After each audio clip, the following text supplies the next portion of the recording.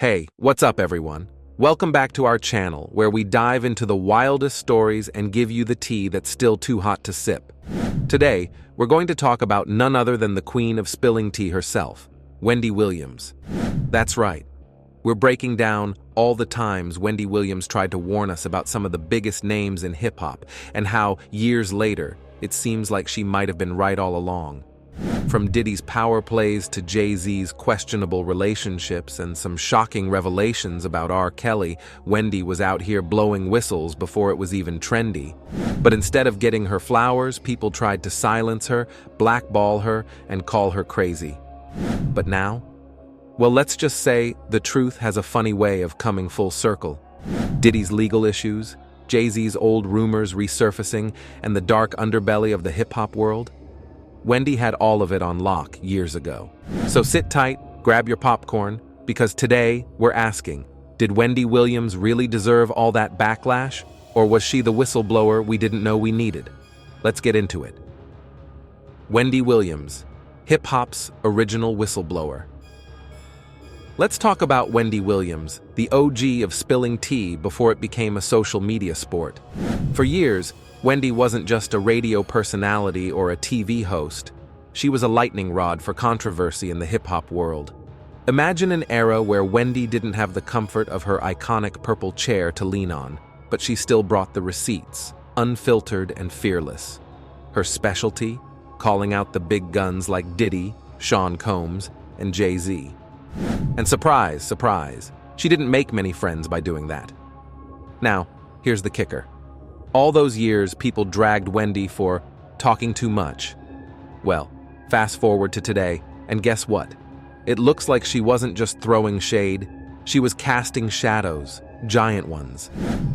A lot of what she said is now starting to come to light, and it turns out her criticisms were less gossip, more spoiler alerts for hip-hop drama. Hip-hop might have evolved, but those buried secrets, they're resurfacing like old mixtapes. And Wendy? She was ahead of the curve, spilling the beans way before it was cool. Some even tried to ruin her career for it, because what do you do when someone knows too much? You try to make them disappear. Diddy and Cassie. Power dynamics gone wild. Now onto Diddy and Cassie, a saga that Wendy had her eye on long before it made headlines. Back when Cassie was just 19, she found herself in Diddy's orbit. Sounds glamorous, right? A fresh-faced singer under the wing of a hip-hop mogul. But Wendy saw through the glitz and glam, calling out the massive power imbalance in their relationship. According to her, it wasn't just a romance, it was a dictatorship, with Diddy firmly in control. And boy, was she right. Fast forward a few years, and Cassie dropped a lawsuit on Diddy that read like a horror story. Abuse, manipulation, memory loss. Yeah, Wendy had tried to tell us. There's even a part where Diddy allegedly forced Cassie into some super shady stuff while he filmed the whole thing like it was his twisted version of Keeping Up with Diddy. Wendy? She'd been sounding the alarm about this dynamic long before the lawsuit ever hit the courts. The irony? People back then were like, "Wendy, you're crazy." But now, those same folks are nodding their heads like she was spot on. Go figure. The Diddy revenge plot. Wendy blackballed? Speaking of Diddy, he didn't just sit back and let Wendy talk about him. Oh no, Diddy wasn't about to be roasted on the airwaves without a fight. According to Wendy, he didn't just throw shade, he allegedly tried to ruin her entire career. Back in 2004, she wrote about how Diddy blackballed her because she dared to spill his tea. Yep, Mr. Take That, Take That. Tried to make Wendy take that career sabotage and sit down. And it didn't stop there. In 2005, Wendy said she was nearly jumped by the girl group Total, who were signed to Diddy's Bad Boy Records. Picture this, Wendy walks out of work, ready to go home, and bam, there's the group, hopping out of a gypsy cab like it's an episode of Love and Hip Hop. Wendy hinted that Diddy was behind the whole thing, trying to scare her into silence. Spoiler alert, it didn't work. Wendy kept spilling, and eventually she thrived. She got the purple chair, y'all. And now she's still telling the story, immortalized in her Lifetime biopic. Who's winning now? Jay-Z, Foxy Brown, and the alleged teenage romance. Let's not forget about Jay-Z and the Foxy Brown rumors that Wendy just couldn't let slide. According to Wendy and a whole bunch of whispers in the industry, Jay-Z, who was 27 at the time, was reportedly romantically involved with a then 15-year-old Foxy Brown. Yeah, you heard that right, 15. Wendy didn't hold back, openly discussing how weird it was that a teenager was in a super suggestive, adult-themed collaboration with Jay-Z. And then there were the rumors. Oh, the rumors.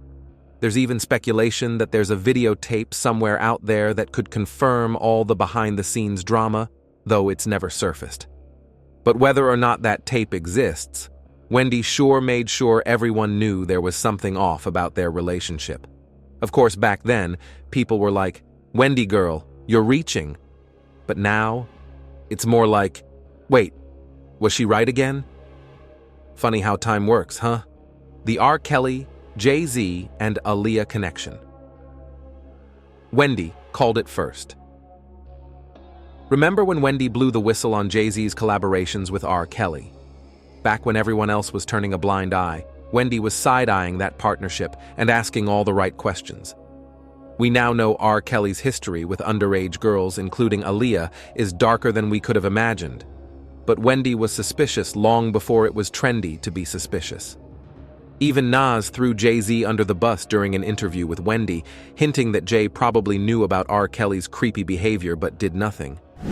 Wendy didn't just stop at hinting. She put it all out there, connecting the dots between Jay-Z, R. Kelly, and the young women who were being exploited in the music scene. While most people back then were still singing along to Fiesta, Wendy was like, "Y'all might want to rethink that." Once again, Wendy was ahead of her time, calling out the kind of behavior that would later bring down careers. Diddy's arrest, a full-circle moment for Wendy. And now, here we are, years later, Diddy has been arrested, and it's like the universe just handed Wendy the world's biggest "I told you so."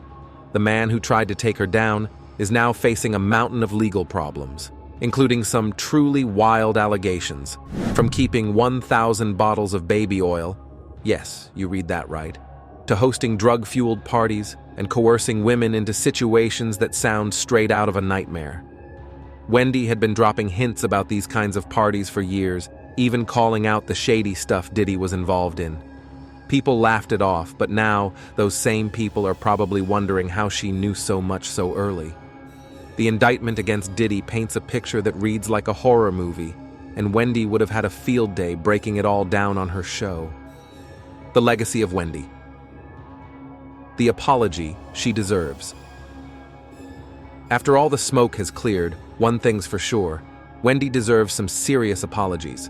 For years, she was dragged, ridiculed, and blacklisted for exposing some of the darkest corners of the hip-hop world.